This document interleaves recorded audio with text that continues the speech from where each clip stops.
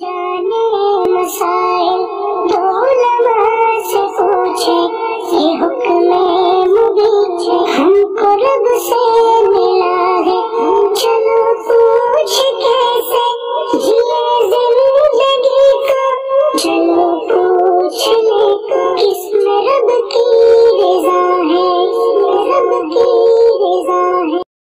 نحمده ونصلي على رسوله الكريم، اما بعد، عن ابی ہریرہ رضی اللہ تعالی عنہ قال قال رسول اللہ صلی اللہ علیہ وسلم لا عدوى ولا طیرة ولا ہامة ولا سفر۔ وعن ابی ہریرہ رضی اللہ تعالی عنہ قال قال رسول اللہ صلی اللہ علیہ وسلم لا عدوى ولا ہامة ولا سفر۔ وعن ابی ہریرہ رضی اللہ تعالی عنہ قال قال رسول اللہ صلی اللہ علیہ وسلم لا عدوى ولا ہامة ولا نوء ولا سفر۔ وعن جابر رضی اللہ تعالی عنہ قال سمعت النبی صلی اللہ علیہ وسلم یقول لا عدوى ولا سفر ولا غول، او کما قال علیہم الصلاة والسلام۔ بزرگان محترم، عزیزان ملت، نوجوانان اسلام اور میری دینی و اسلامی ماں اور بہنوں، السلام علیکم ورحمۃ اللہ وبرکاتہ۔ ابھی میں نے خطبے کے دوران 4 احادیث پیش کی ہے، اور وہ چاروں حدیثیں ماہ سفر المظفر میں نحوست کی تردید کر رہے ہیں، اس لیے مناسب معلوم ہوتا ہے کہ پہلے ان چاروں احادیث مبارکہ کا ترجمہ بیان کیا جائے۔ چنانچہ پہلی حدیث بخاری شریف میں حضرت ابو ہریرہ رضی اللہ تعالی عنہ سے مروی ہے، رسول اللہ صلی اللہ علیہ وسلم نے ارشاد فرمایا لا عدوى، یعنی بیماری کا لگ جانا کوئی چیز نہیں ہے، ولا طیرۃ، بدشکونی یعنی برا فال لینا بے حقیقت ہے، ولا ہامۃ، الو کی نحوست بھی کوئی چیز نہیں ہے، ولا سفر، اور سفر کے مہینے کی نحوست کی بھی کوئی حقیقت نہیں ہے۔ دوسری حدیث بھی بخاری شریف ہی میں ہے، اور حضرت ابو ہریرہ رضی اللہ تعالی عنہ ہی سے مروی ہے۔ فرمایا رسول خدا صلی اللہ علیہ وسلم نے لا عدوى، ایک کی بیماری دوسرے کو لگنے کی کوئی حقیقت نہیں ہے، ولا ہامۃ، اور الو کی نحوست کی بھی کوئی حقیقت نہیں ہے، ولا سفر، اور سفر کے مہینے میں نحوست ہونے کی بھی کوئی حقیقت نہیں ہے۔ تیسری حدیث مسلم شریف میں حضرت ابو ہریرہ رضی اللہ تعالی عنہ ہی سے مروی ہے۔ فرمایا نبی کریم صلی اللہ علیہ وسلم نے لا عدوى، ایک کی بیماری دوسرے کو لگنے کی کوئی حقیقت نہیں ہے، ولا ہامۃ، الو کی نحوست کی بھی کوئی حقیقت نہیں ہے، ولا نوء، ایک ستارے کے غروب ہونے اور دوسرے ستارے کے طلوع ہونے کی بھی کوئی حقیقت نہیں ہے، ولا سفر، اور سفر کے مہینے میں نحوست ہونے کی بھی کوئی حقیقت نہیں ہے۔ چوتھی حدیث مسلم شریف میں حضرت جابر رضی اللہ تعالی عنہ سے مروی ہے۔ حضرت جابر رضی اللہ تعالی عنہ کہتے ہیں کہ میں نے رسول اللہ صلی اللہ علیہ وسلم کو ارشاد فرماتے ہوئے سنا، لا عدویٰ، ایک کی بیماری دوسرے کو لگنے کی کوئی حقیقت نہیں ہے، ولا سفر، اور سفر کے مہینے میں نحوست کے ہونے کی بھی کوئی حقیقت نہیں ہے، ولا غول، اور شیاطین اور جنات کا بذات خود مؤثر ہونے کی بھی کوئی حقیقت نہیں ہے۔ ان چاروں حدیثوں میں کل 6 لفظ ہیں۔ ان 6 الفاظ کے ذریعے زمانے جاہلیت کے 6 غلط اور باطل عقیدوں کو پیارے آقا صلی اللہ علیہ وسلم نے تردید فرمائی ہے۔ ان میں سے پہلا لفظ لا عدویٰ، ایک کی بیماری دوسرے کو لگنے کی کوئی حقیقت نہیں ہے، یعنی زمانے جاہلیت میں اہل عرب کا عقیدہ یہ تھا کہ اگر کوئی شخص کسی بیمار کے پہلو میں لیٹ جائے یا اس کے ساتھ مل کر کھائے پیے تو اس بیمار کی بیماری ساتھ میں لیٹنے والے یا بیمار کے ساتھ مل کر کھانے پینے والے کو بھی لگ جاتی ہے۔ لیکن رسول اللہ صلی اللہ علیہ وسلم نے اس عقیدے کی تردید فرماتے ہوئے ارشاد فرمایا، لا عدویٰ، یعنی کسی کی بیماری اللہ کے حکم کے بغیر دوسرے کو نہیں لگ سکتی، بلکہ اگر کوئی شخص کسی بیمار کے پہلو میں لیٹ جائے یا اس کے ساتھ مل کر کھائے پیے تو وہ بیماری اس کو نہیں لگتی، بلکہ اللہ کا حکم ہو جائے تو پھر جس طرح وہ بیماری پہلے والے کو اللہ کے حکم سے لائق ہوئی تھی، اسی طرح اللہ کے حکم ہی کی وجہ سے دوسرے کو بھی لگے گی۔ دوسرا لفظ ولا طیرتا، بدشگونی کوئی حقیقت نہیں ہے۔ زمانے جاہلیت میں لوگ عام طور پر کوئی کام کرتے یا سفر پر جانے کا ارادہ کرتے تو کسی پرندے کو آسمان کی طرف اڑا دیتے۔ اگر وہ پرندہ سیدھے طرف کو اڑ جاتا تو اس سے نیک شگون یعنی نیک فال لیتے تھے اور سمجھتے تھے کہ وہ کام یا وہ سفر ان کے لیے کامیابی، کامرانی اور برکت کا ذریعہ ہے۔ اس لیے اہل عرب اس کام کو کرتے یا سفر پر نکل جاتے، لیکن وہ پرندہ اگر بائیں طرف سے اڑ جائے تو اس سے بدشگونی یعنی بدفالی لیتے اور سمجھتے کہ وہ کام یا وہ سفر ان کے لیے نقصان، خسارہ، نحوست اور بے برکتی کا باعث ہے، اس لیے اس کام یا اس سفر سے رک جاتے تھے۔ اسی طرح زمانے جاہلیت میں لوگ کوئی کام کرنے یا سفر پر جانے کا ارادہ کرتے تو ہرن چھوڑ دیتے۔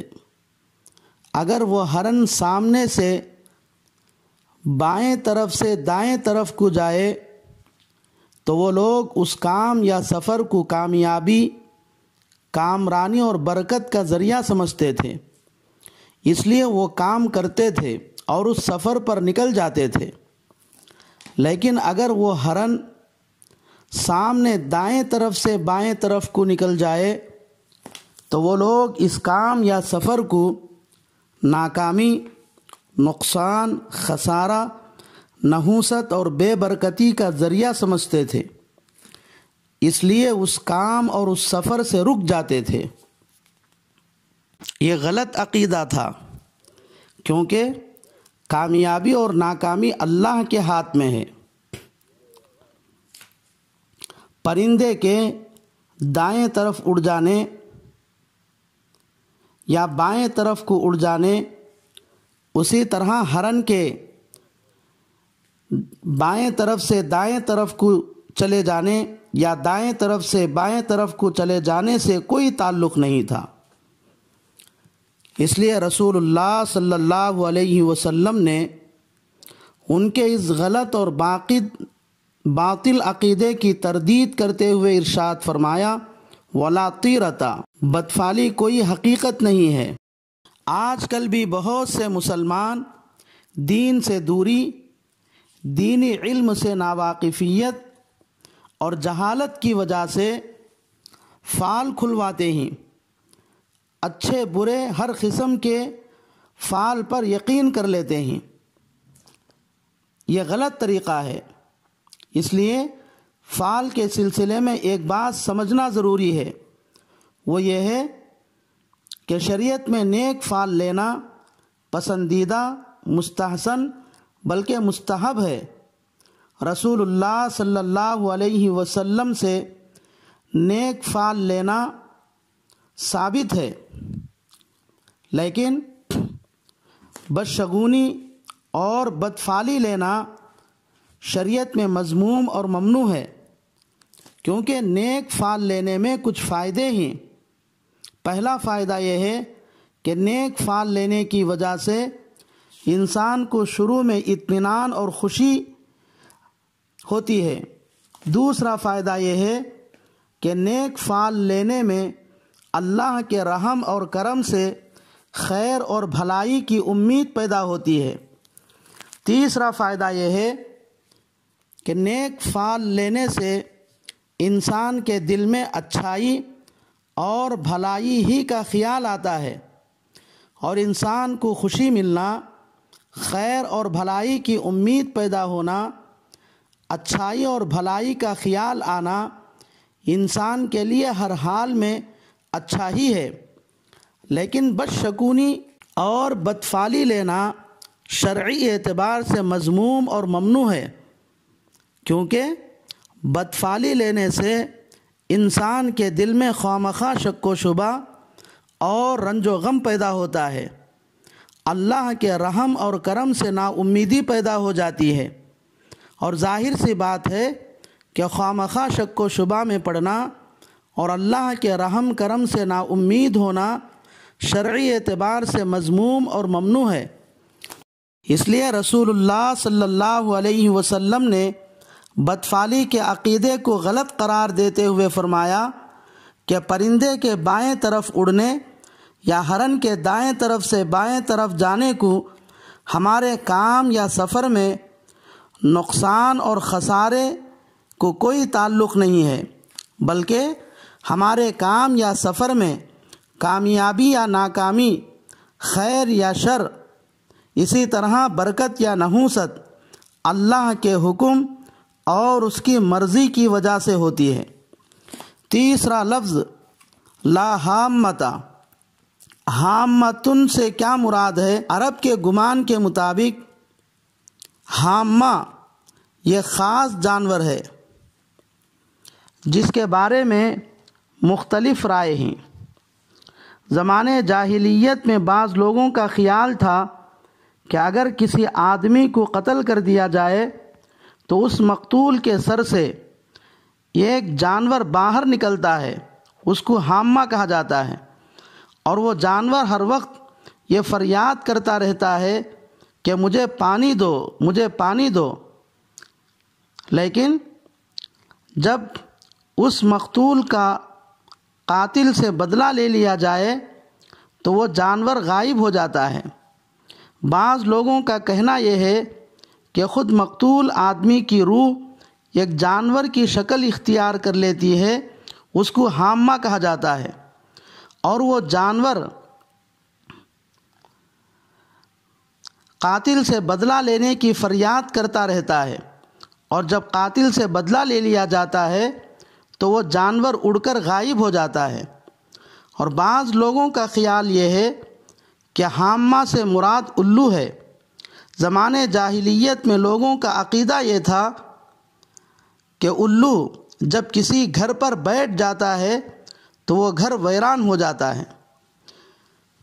رسول اللہ صلی اللہ علیہ وسلم نے مقتول سے جانور پیدا ہو کر قاتل سے بدلہ لینے کی فریاد کرنا اور الو کے گھر پر بیٹھنے سے گھر کے ویران ہونے کا عقیدہ رکھنے کو محمل اور باطل قرار دیا۔ چوتھا لفظ ولا نوع، نوع کے معنی ستارہ۔ زمانے جاہلیت میں اہل عرب کا عقیدہ یہ تھا کہ بارش ہونے یا نہ ہونے میں ستاروں کے طلوع اور غروب کا اثر ہوتا ہے۔